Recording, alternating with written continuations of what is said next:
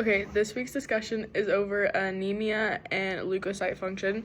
So the video talked about a lot about how there's a connection between malaria and sickle cell disease, in especially regions in like Africa, because of the high rate of mosquitoes there.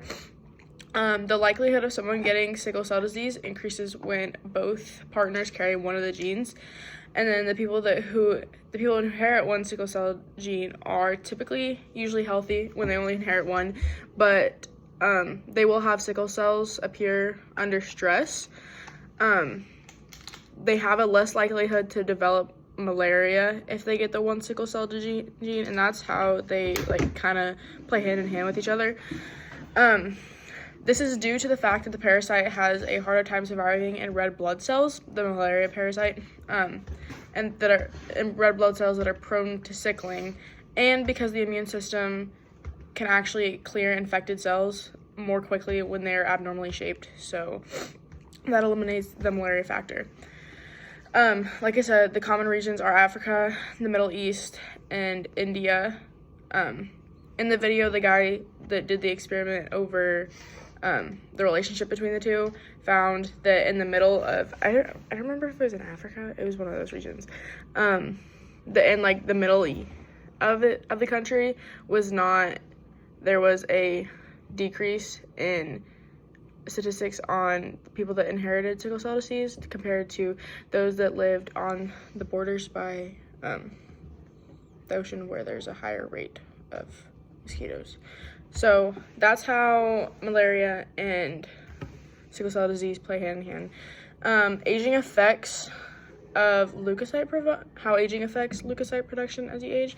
And the article talked about a phenomenon called immunosenescence, which is an age-related decline in immune function and can contribute to the risk of infections, chronic diseases, and a state of low-grade inflammation, which was also called inflammaging. That's what they called it in the article. Alterations in leukocyte function happen within dendritic cells, monocytes, and macrophages, and T cells. So in dendritic cells, aging affects their cell function by reducing their antigen-presenting capabilities, which ultimately decreases the body's ability to have an effective immune response.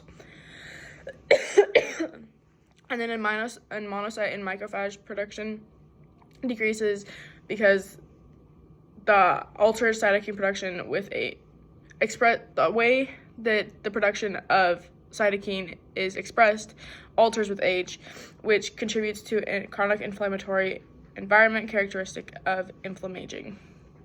And then T cells have an effect on leukocyte production as they age because the thymic involution limits the immune system's capability to recognize and respond to antigens and pathogens that are within the body. So that's the discussion over malaria and sickle cell disease and how aging affects leukocyte production.